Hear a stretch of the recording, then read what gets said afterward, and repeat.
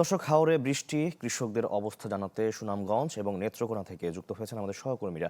আমরা প্রথমে চলে যাচ্ছি সুনামগঞ্জে, যেখানে রয়েছেন আর জুয়েল। জুয়েল, সুনামগঞ্জের চিত্র আমরা দেখছিলাম, কৃষকদের দুর্ভোগের খবর জানছিলাম। এই মুহূর্তে আপনার কাছে আর সবশেষ কি খবর আছে আমাদের জানাবেন?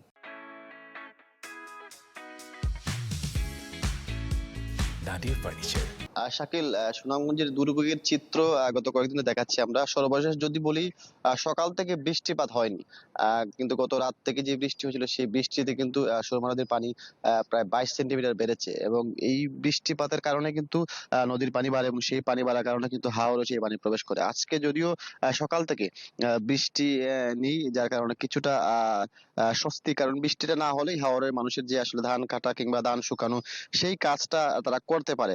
যদিও এখন পর্যন্ত আসলে গেল কয়েকদিনের বৃষ্টি এবং পাহাড়ি ঢলে হাওরের বেশিরভাগ ফসল কিন্তু ক্ষতিগ্রস্ত হয়েছে, এবং যেই ফসলগুলা কৃষকরা গড়ে তুলেছিলেন সেইগুলো কিন্তু রৌদ্রের অভাবে পচন ধরেছে, চারা গজিয়েছে, যার কারণে কিন্তু হাওরের কৃষকটা অনেকটা দুর্বিষহ অবস্থা আছেন এবং যেই প্রায় 40 ভাগের ফসল মতো ফসল এখনো হাওরের পানিতে নিমজ্জিত আছে, সেই ফসলগুলো কিন্তু কৃষকরা শ্রমিক সংকটের কারণে কাটতে পারছে না, যার কারণে কিন্তু কৃষকরা একটা সংকটে আছে। তবে কৃষি সম্প্রসারণ অধিদপ্তর যে তথ্য দিয়েছেন যে ধানগুলো আসলে যারা কাটা হয়েছে সেগুলো যাতে শুকানোর ব্যবস্থার জন্য তারা রাইস মিলে দিতে বলেছেন, যাতে মিল মালিকরা সেগুলো নিতে সম্মত হয়েছে। এবং এই ধানগুলো তারা বলছেন যে চাইলে তারা আসলে এই ধানগুলো শুকাতেও পারে মিল মালিকদের, তার জন্য তারা অর্থ ব্যয় করতে হবে।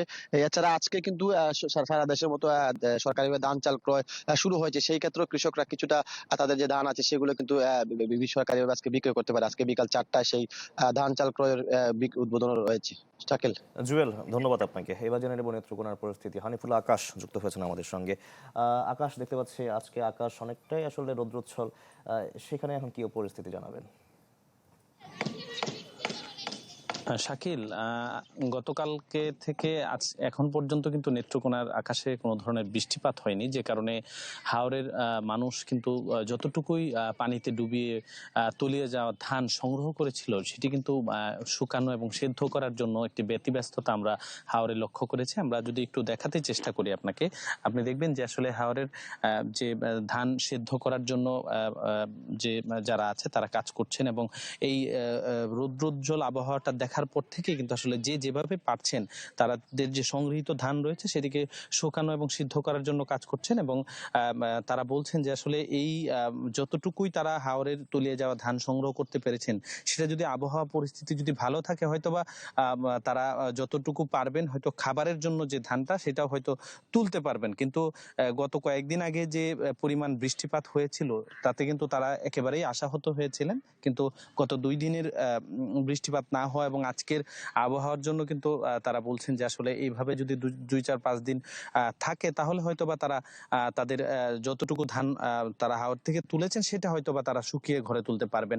আরেকটি কথা বলতে চাই শাকিল, নেত্রকোনার যে 3টি হাওর উপজেলা তার মধ্যে কিন্তু 41,000 হেক্টর বোরো ফসল আবাদ করা হয়েছিল এবং সেখানে কিন্তু 26,000 হেক্টর কর্তনের পর পুরো ধানটাই হাওরে ছিল, তার মধ্যে 14,000 হেক্টরের বেশি জমির ধান কিন্তু পানিতে তলিয়ে গেছে এবং সেখানে ক্ষতির পরিমাণ আসলে কৃষক বলছে যে এখানে প্রায় 171 কোটি টাকার ধান ক্ষয়ক্ষতি হয়েছে এবং এই ক্ষতির পরিমাণ এতটাই বেশি হয়েছে এবং এই কৃষক পরিবারগুলো ঋণ করে বিভিন্ন জায়গা থেকে লোন করে সেই হাওরের বড় ফসল ফলিয়েছিল, কিন্তু তাদের ফসল হানির পর কিন্তু এই পরিবারগুলোর মধ্যে অনেকটা হাহাকার, হতাশা বিরাজ করছে। শাকিল। জি আকাশ, ধন্যবাদ আপনাকেও।